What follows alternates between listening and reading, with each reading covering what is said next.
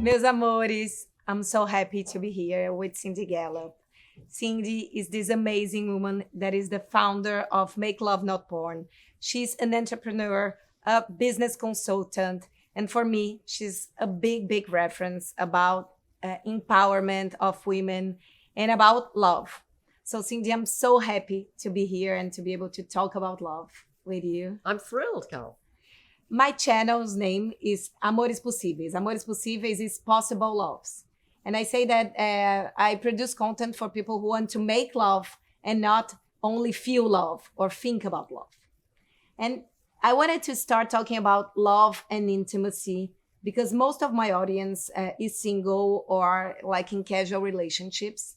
And I feel that we thought it would be amazing to be able to enjoy and explore the single life and the sex life, but with less intimacy, we are having less pleasure. How to make love possible with this feeling of less intimacy? So first of all, Carol, let me explain to your audience that I have a very specific approach to all of this. So I am somebody who has never, ever wanted to be married. I have never wanted to have children. Very glad that I always knew that, as opposed to finding out the hard way by having them. I am not a relationship person. I am that very rare woman who actively does not want to be in love. I adore being single. I cannot wait to die alone. And I date younger men casually and recreationally for sex. And first of all, I am deliberately very public about all of this because we don't have enough role models in our society, for women and for men, by the way, that demonstrate you can live your life very differently to the way society expects you to and still be extremely happy. And I'm one of the happiest people I know. Now, the second point I want to make about that is that having talked about my lifestyle, which is very different from what women are generally expected to do with their lives, nevertheless, my life is full of love and intimacy. And so, what I would say to your question, first of all, is that, it is very easy for people to feel disconnected in the world of the internet, in the age of social media. I can promise you, not only based on my own experience, but with my business, Make Love Not Porn, where all we do is we celebrate love and intimacy every single day for people all around the world. I can tell you there is more love and more intimacy in this world than ever before. All you have to do is understand what really makes you happy and then go out and find it. It's amazing that you talk about this because a lot is being told about well-being and you have to be yourself. And I feel that we were so educated to serve somebody, to be like the good girls, that I feel that most women still want to be wanted. And if you ask them, what do you really want? What makes you happy? We don't even know. This happens in sex. So like we don't masturbate ourselves. We don't know what we want. We are afraid of being bitches. This happens with the social life because I have a lot of very talented women that feel that they are losers just because they are not married. Oh my God. And it's crazy because they feel pity about themselves and they start like not talking with people that are in relationships because they think that their lives is less important. So how do we shift this thinking? Because I guess that for women still like being in love or being married is like the first prize. So first of all, and I say this, Carol, because I'm a huge fan of Brazil. I've visited Brazil many times. I love Brazil. I know what Brazilian culture is like. So my first message to your audience is a fundamental philosophy of mine, which is stay away from people, places, and things that make you feel bad about yourself. Don't go and hang out with a ton of couples, because then of course you'll feel bad that you are part of a couple too. Okay, stay away from people, places, and things that make you feel bad about yourself. The second thing I would say is, and often people have never ever done this. So I encourage everybody to do this exercise. Take a long, hard look inside yourself and ask yourself, what do you believe in? What do you value? What do you stand for? What are you all about? What really makes you happy? Because when you stop to really ask yourself those questions, quite often you will find that what makes you happy is not what your mother is telling you should make you happy, what society is telling you, what popular culture is, what all your friends are doing. What makes you really happy may be something completely different. So, I've said to you that I date younger men casually and recreationally for sex. But I want to talk a bit more about my relationship dating model. Perfect. Because I am nobody's idea of a cougar. So I meet the younger men I date on cougar dating sites. Okay, I applaud the rise of niche dating sites where everybody knows why they're there. And by the way, you would be amazed at the number of younger men out there who want to date older women who are on these sites. But I have one fundamental selection criteria, okay? No matter how casual the relationship, they have to be, first and foremost, a very nice person.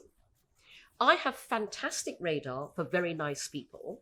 And as a result, I only date utterly lovely younger men in an atmosphere of mutual trust, respect, affection, and liking. And so rather ironically, my so-called casual relationships actually go on for a lot longer than most people's so-called committed relationships. I date younger men casually, off and on, over periods of 2, 3, 4, 5, 10, 15 years. They may go on to date women their own age. They may marry women their own age. But because we like each other, we stay friends. We might meet platonically for coffee or a drink. And then every so often, those relationships end. Sometimes those marriages end, and they come back. It's very nice. The point being that I believe everyone should be free to design the relationship model that works for them, which may, by the way, be different at different stages in your life, versus the very limited number society says it's okay for you to operate like this. And how would you define a nice man? And what are the criteria that you have in order to understand that those guys are nice? It's very simple, Carol. You use your judgment and your intuition. Is this man a really nice person? And you'll know. You will know. Do you agree? I always say in the channel that I want people that are interested more than the interesting ones. Because most of the time, especially in the first dates, you end up going out with guys that talk a lot about themselves. And if you fall in love, you think that they are so interesting and so intelligent and so well succeeded. And suddenly they're in a TED talk and not in a date. So one of my criteria of the guys being nice is people that are interested in our lives. And I guess that this is one of the keys to build intimacy.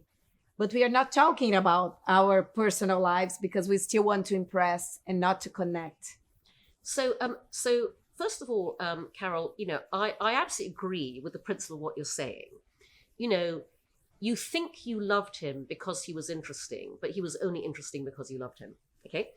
But secondly, I have a bit of a different view on this. And this is why I say to people who are looking for their soulmate that they could benefit from operating the same approach that I do to find casual sex. Okay. So, first of all, as I've said to you, my number one criteria is they have to be a very nice person. If you are looking for a committed relationship, I recommend that you make that your number one criteria as well, because often people don't.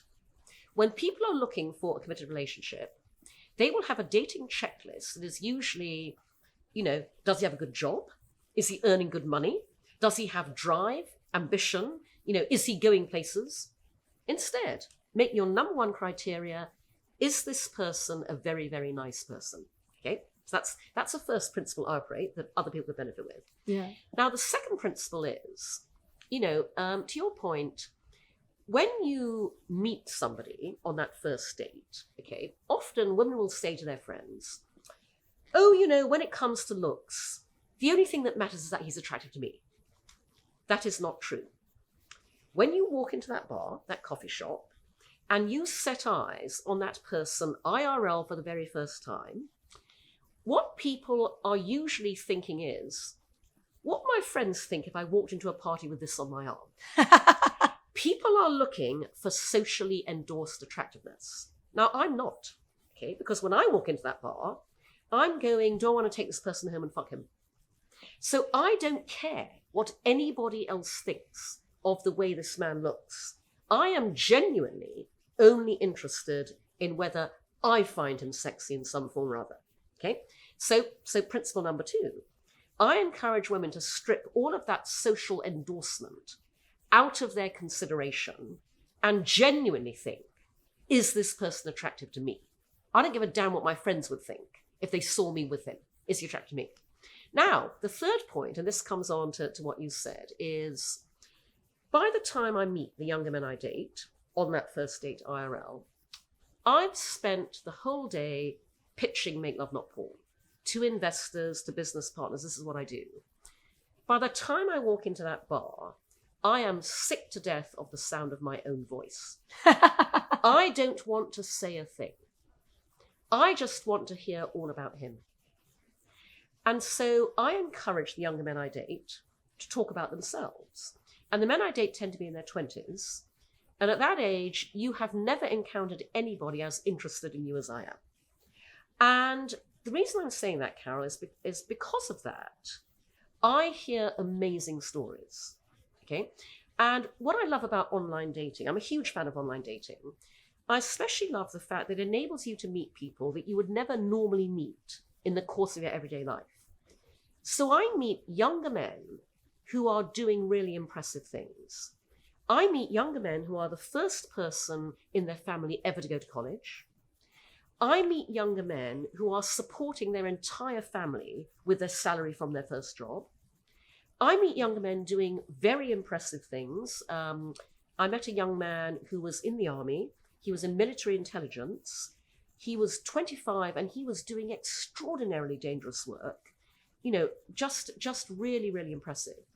And so, honestly, I disagree with the principle that says it's only a good date if you both have equal airtime.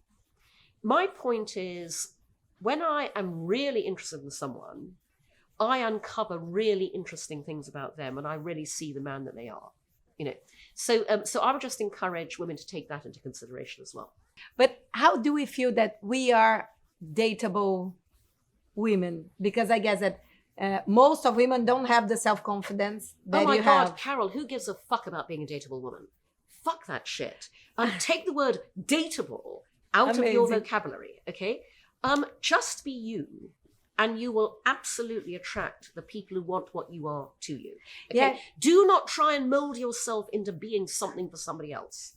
Just be you. Because one of the things that makes me mad is those dating coaches that are like earning a lot of money, giving 5 steps for you to be a dateable woman, like, and meet amazing guys. So people are looking for like role models that just leads to anyone but you. And we are being like feeling more insecure and afraid of getting old. And sometimes I feel that even one friend has a sexist comment to another. So like, okay, you're dating a younger man, but sooner or later he's gonna want to have kids. And you know that her friends have more collagen than you do. So we are not helping one another. Let me tell you that I know a lot of young men who have married older women and have decided they will not have children because what matters is the woman they love, nothing else. So that argument is absolute bollocks. Honestly, you know, my message to your audience is you are hearing so much goddamn nonsense every day, ignore it. And in fact, I would actively encourage women to do what I do. You know, forget about wanting to be in love. Honestly, you know, I have no desire to be in love whatsoever. When you decide you don't want to be in love, it strips so much bullshit out of your life. Okay, so for a start, it really saves time. So I'll be reading a women's magazine, okay, and there is this big article on how to find love or how to prove, and I just go, oh, not relevant, boom, boom, boom, boom. So I've not wasted my time reading all those bloody articles about how to find love or what to do in a relationship. I just go, oh, not relevant to me. All too often, you know, and this especially happens in our teens and our 20s, So we are taught from the moment we are born that our entire life is a search for the one. Yeah. So every party you go to, will he be there? What this means is that you spend hours like making yourself up, trying on clothes. Do I look fat in this? You go to the party. This also then forces you to compete with other women, a dynamic I deplore. And at the end of the night, you schlep home going, oh, he wasn't there, maybe next time. So, in my early 20s, early 30s, I was as subject to this as anybody else because I grew up with the same social conditioning. I have a Chinese mother, by the way. In Asian culture, it's all about you get married, you have kids. Anyway, at some point in my early 30s, I just went, fuck this. I'm not looking for the one anymore. Oh my God, the relief. I could just go to social events and enjoy myself. And so, honestly, I encourage women, stop the search for love. Just go and enjoy yourself. Be yourself. Do what you want to do. Ask yourself what really makes you happy. Go and do that. And then, you will absolutely find somebody who loves what you are when you're not subscribing to all this bullshit. There's a Brazilian anthropologist that is called Miriam Goldenberg. She has a famous book that is Happiness, Freedom, and the Fuck You button. And she says that we have to press this button more often because we are always trying to please people. And she has been studying women 40 plus, and she says that the happiness curve rises a lot when people start making what make them happy. Exactly. And there's a video of yours that I love that you say that we have to be a bitch. And I wanted you to encourage ourselves. How can we be more bitches and not being afraid that people will think, oh, she's a bitch, she's going to die alone? Right. Now, let me explain for your audience exactly what I meant when I said that and what the context was. Yeah. So, I remember reading many years ago a research study that was done into women in the workplace. And this study found, unsurprisingly, because there have been many such studies since, that, when we play the game at work, when we do business in the way that comes naturally to us, we are seen as feminine and weak. But when we do business the way that men do, we are seen as domineering, aggressive bitches. And the New York Times, all those years ago, wrote a report about this study. And the headline said, women can't win. And in fact, the title of the study was Damned If We Do, Doomed If We Don't. Okay? So in that situation, what I say to women is, faced with those two choices, be the bitch. Because behaving in a way that gets you called a bitch will get you what you want way more effectively than fading charmingly and femininely into the wallpaper. So essentially, my recommendation is don't give a damn what anybody else thinks. People want to call you a bitch, let them.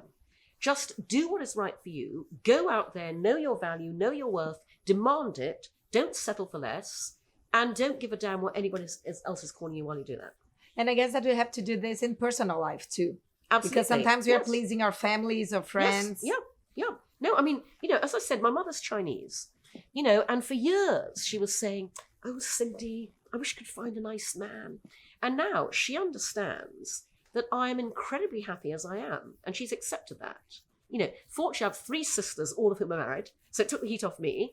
But my younger sister, Melanie, she's married. She never wanted children either. Her husband is younger than her. He loves her very much. He absolutely accepted that he would never be a father because he wants to be with Melanie. And, that's fine. You said that in Make Love Not Porn, you have never seen so much intimacy. And I receive a lot of messages that people that are kind of frustrated with the casual sex because they are not feeling connected. They're feeling depressed. A lot of women still have sex wanting to have like the second date or the third date. They're not connected, like if they are horny or not, but they're still using sex as a thing to go to the next level. How can we build this love and intimacy? And how are you, after 20 years, almost 20 years of Make Love Not Porn, how are you seeing that people are making love? Make Love Not Porn has the power to change people's sexual attitudes and behavior for the better. in a way that nothing else does. So when you go to Make Love Not Porn, you will see how people really are intimate in the real world, okay, in all sorts of wonderful ways. So for example, our social sex videos are enormously reassuring because we celebrate real world everything. Real world bodies, real world hair, real world penis size, real world breast size, real world vulvas. And the reason that's important is because you can talk body positivity all you like. You can preach self-love, but at the end of the day, nothing makes us feel great about our own bodies like seeing people who are no one's idea of aspirational body types getting turned on by each other, desiring each other, having an amazing time in bed. Our members write to us and say, "You made me feel better about my own body." You know, one man wrote and said, "My girlfriend and I now feel able to be more open and sensual with each other because you made each of us feel better about our own bodies." Then very importantly, at Make Love Not Porn, we celebrate real world emotion, love, intimacy, feelings. And the reason that's important is because all around us in popular culture, you know, movies, TV, Netflix, we see many creative expressions of relationships, many narratives, but we never see the actual sex. On Make Love Not Porn, you see the actual sex, but you also see the relationships. Because in our videos, those two things are indivisible. And when I say that, I don't just mean that in our many coupled, partnered, threesome videos, you see loving, healthy relationship dynamics within sex. In our many solo videos, we have a ton of masturbation videos, male, female, trans, non-binary. In those videos, you see what it's like to have a healthy relationship with yourself, with your own body, your own sexuality, your own genitals. So there is a ton of love and intimacy out there in the world, and we are celebrating it on Make Love Not Porn. And so many people write to us and say, "Oh my God, you have transformed my sex life. You've made me see what can be possible. You've made me hold out for the very best." You know, couples write to us and say, "You saved our marriage. You saved our relationship." And so the solution is very simple. Join us at makelovenotporn.com. Just to finish, younger people are having less sex. There's some researchers that point to that. How do you, as a love researcher and a sex researcher, think that the trends will be, and how can we reconnect with love and sex and intimacy? I think it's no bad thing if people are holding out for better connections, better relationships, and better sex and intimacy with people they really want to be sexually intimate with. I would just say that my sex life is casual and it's wonderfully intimate. Because when you bring who you are to every encounter, when you decide that even if you're never going to see this person again, you're going to make this encounter the most fun it can be, you're going to be open and communicate about sex, you're going to make sure that you have an orgasm, as well as allow him to have an orgasm, then you have absolutely wonderful, connected, intimate, casual sexual encounters. And so I encourage your audience to think about casual sex like that, but also to know that I said earlier that Make Love Not Porn is an accident. But what is no accident is my background, like yours, is I've spent 37 years working in advertising. I've spent 37 years working in the business of communication. I know, therefore, that everything great in life and business is born out of great communication. Sex is no different. Great sex is born out of great communication. Make Love Not Porn makes it easier to communicate around sex because we are socializing sex. Everything boils down to three little words: talk about it. Yeah, and maybe talk about a video will help you to talk about what you want in bed. Exactly. Because people are not talking. We are a communications aid. Watch videos on Make Love Not Porn together, and that will make it much easier to talk about sex. Thank you so much for your time, for your words. It's been a pleasure.